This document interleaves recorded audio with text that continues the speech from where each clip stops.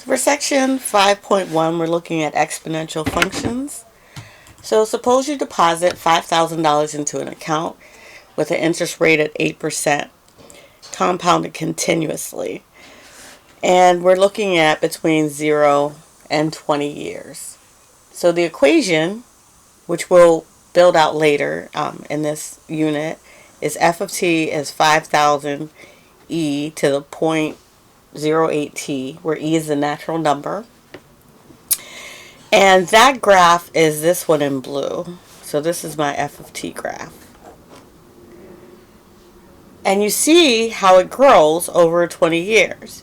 If I take that same information, the $5,000 at an 8% interest rate, but I only have simple interest, which means it's only compounded once a year, the equation for that would be 5,000 times 1 plus 0.08t. And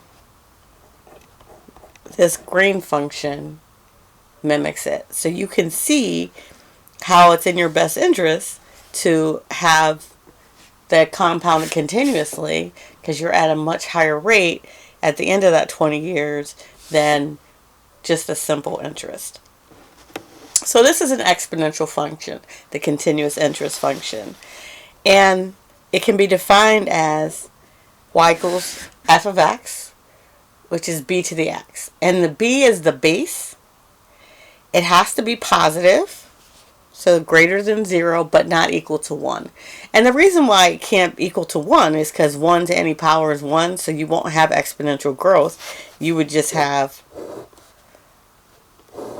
whatever that base is, or the 1, right? So 1 to any power is equal to 1, and that's not exponential growth. The reason it can't be negative is because if it were, like if I had negative 2 to the x, then it would bounce back and forth. So any even exponent, it's going to be positive, and any odd exponent, it's going to be negative. So if negative 2 to the 0 power is going to be 1, negative 2 to the first power is going to be negative 2, negative 2 to the second power is going to be 4. So we'll wind up having stuff that's just bouncing back and forth, and it's not a smooth function, and we can't really do anything with that. So again, the base has to be positive, but it can't be 1. So I have the rules of exponents, and then we're going to solve some examples. And these are all in your notes that I have posted. So solve exponential equations, we're going to need the law of exponents. And we talked about this in section 1.1, but I have them written out here for you again. So if you're multiplying things with the same base, you can add their exponents. If you're dividing, again, the base has to be the same. You subtract their exponents. If you take something to a higher power, you multiply their exponents. And if you have multiple things multiplied in here, you have to distribute that base. Whether they're multiplied, so we get a to the x, b to the x, or divided, again, you still have to distribute that exponent to it. So I'm going to write these next examples out. Again, they're in your notes, but I'm going to write out the solutions so that you can see them.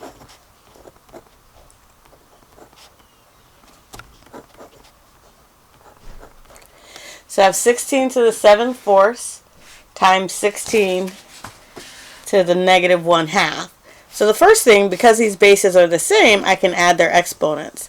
So 7 fourths plus negative 1/2. I'm going to rewrite that negative 1/2 as a negative 2 fourths, so that you can see I can add their exponents. 7 fourths and a negative 2 fourths gives me an exponent of 5 fourths, which just means the 4th root of 16 taken to the 5th power.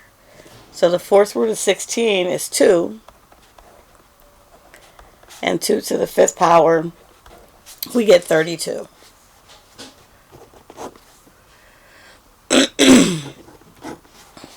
My next example, I have 3 to the 5/3 power divided by 3 to the negative 1/3 power. So I can subtract those exponents. So 5/3 minus a negative 1/3 which these become positive, and that would give me 3 to the 6/3 power, which is the same as 3 squared. So I get 9 for that.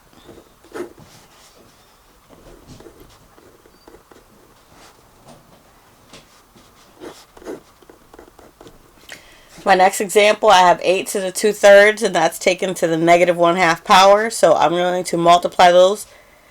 2/3 times negative 1/2 gives me a negative 1/3. So that negative exponent means you take the reciprocal.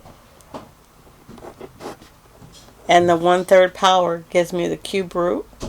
So I get 1 over the cube root of 8, which is 1/2.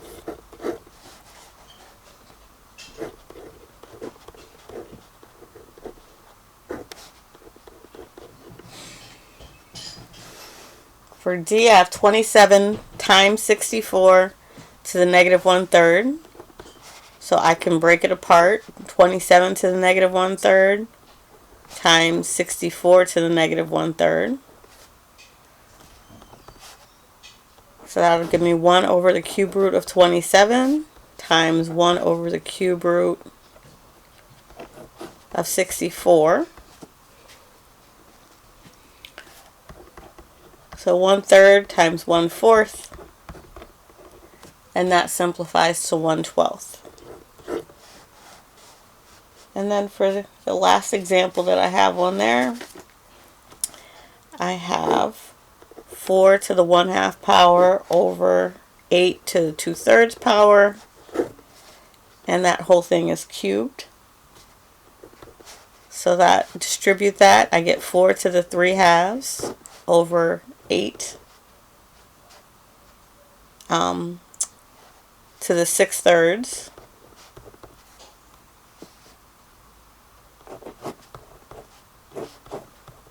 So 8 to the 6/3 is just 8 squared. And the top, I get square root of 4 cubed. So square root of 4 is 2, 2 cubed is 8. And then 8 squared on the bottom is 64. And that reduces to 1 over 8.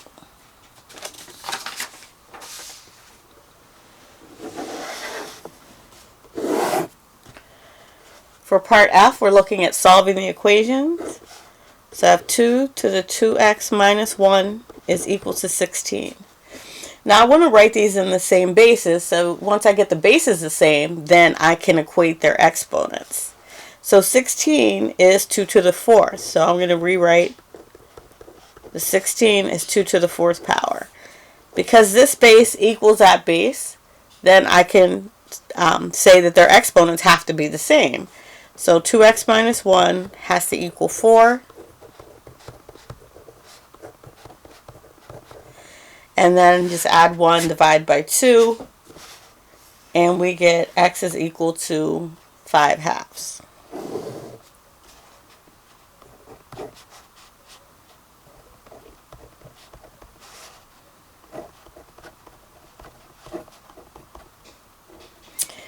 And then G, we have 8 to the x equals 1 over 32 to the x minus 2 power.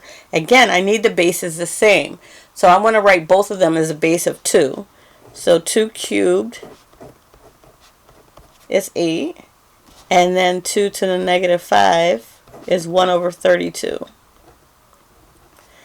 Now I have to multiply these exponents. So I get 2 to the 3x equals 2 to the negative 5x plus 10.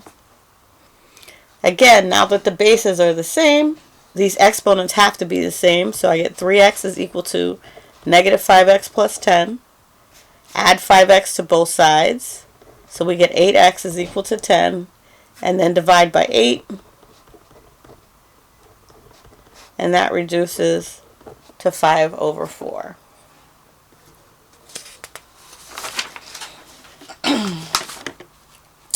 And then to look at the graphs again, so I have y equals 2 to the x graph for you. I just pick values, so negative 5, negative 4, all the way up to positive 5. and sketched it out for you here. And I did these sketches in a system called Desmos. So that's a really good resource for you when you're trying to figure out what things look like for graphing. And it's a free online website. And then I did y equals 1/2 to the x. So if you notice, they're just kind of flipped over. So this is my y equals 1/2 to the x. And this is, over here is my y equals 2 to the x. So it's just flipped over the y-axis. We have the properties of exponential functions. Again, remember the base has to be positive but not equal to 1. The domain is all real numbers. The range is just positive numbers because I have a positive base to an exponent, so I have to get positive numbers. The graph passes through the point 0, 1. It's continuous on the entire real number system, and it's increasing if b is greater than 1, like my 2 to the x, and it's decreasing if that base is less than 1, like this 1/2 x. The base e is really important. That's what continuous interest formula is based off of. It's approximately 2.718. Think of like pi. So it's a real number, and it comes up naturally in a lot of different situations in math. So that's why it's referred to as the natural number. So when we go and start talking about logarithms, we'll talk about the natural logarithm. And this is e to the x graphed out. So it's bigger than 1, so we see that it's increasing from negative infinity to infinity.